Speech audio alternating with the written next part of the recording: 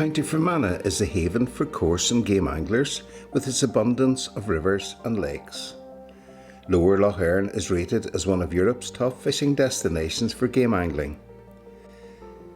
The annual Mayfly season sees the 15 miles of limestone lough become a focus for fishermen targeting the wild brown trout in May and early June.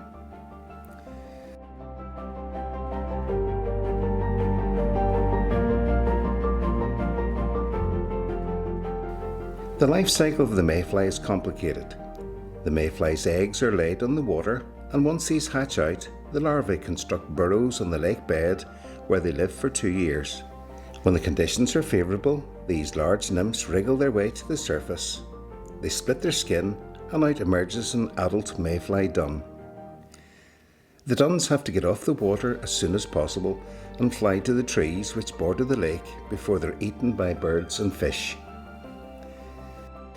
The mayfly is a fascinating creature because the adult mayfly has no mouth. This physiological characteristic indicates the urgency of this stage of their life cycle, as within a short time they must mate and lay their eggs. Once the duns reach the shelter of the trees, the mayfly amazingly splits its skin again, and out crawls a slimmer, more agile mayfly in its creamy white mating colours. This mayfly, which is now referred to as a mayfly gnat, hides on the underside of leaves until mid-afternoon or evening. When the conditions are right, with warm, calm weather, they leave the security of the trees and take part in a spectacular mating dance.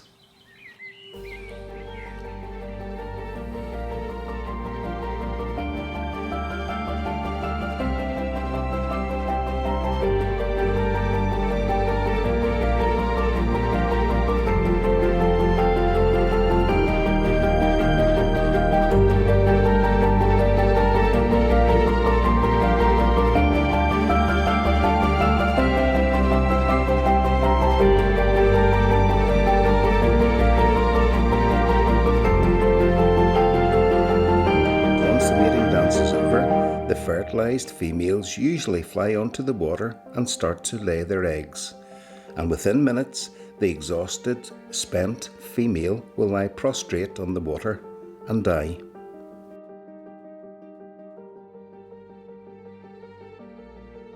This is a stage when the trout feed heavily on these dead and dying flies which are scattered across the loch's surface, as they are nutritious, easy pickings, and need minimal effort and energy for the trout to capture them.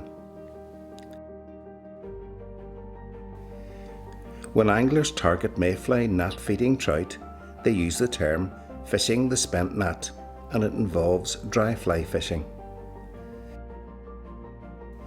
Most spent patterns are designed to float on or in the surface film as the naturals do.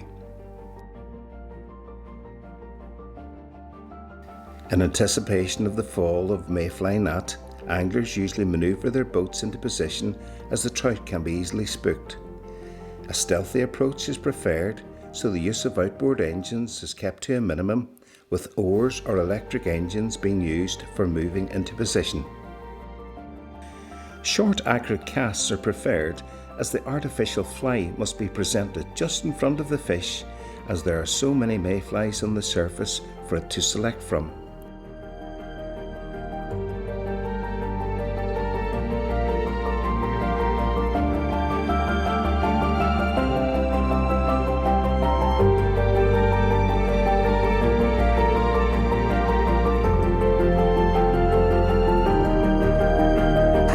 Gone. I don't believe it.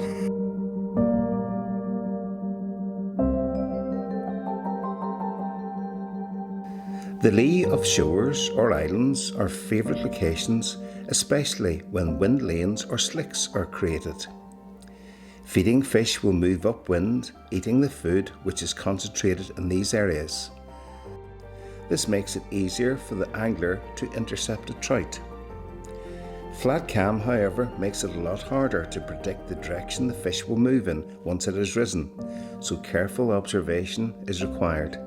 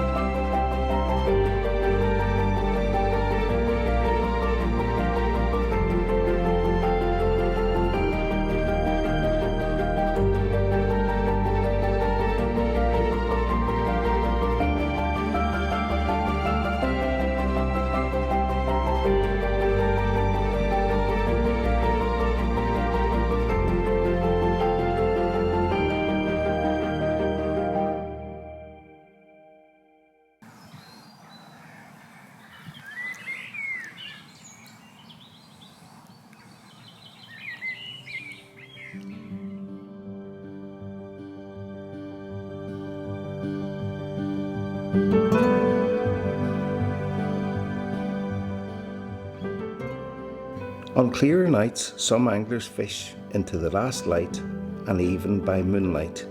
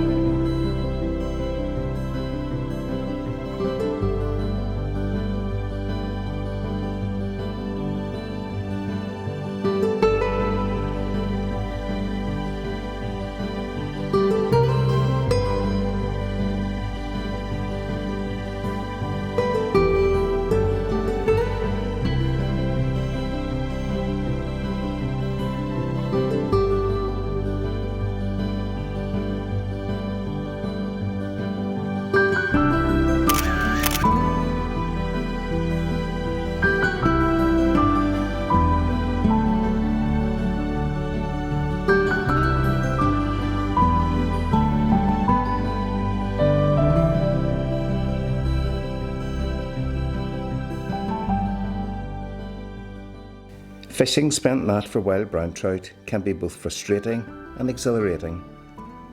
But the experience of sitting on a boat with mayflies falling onto the water and fish rising to them as the sun sets in the west is always a special experience.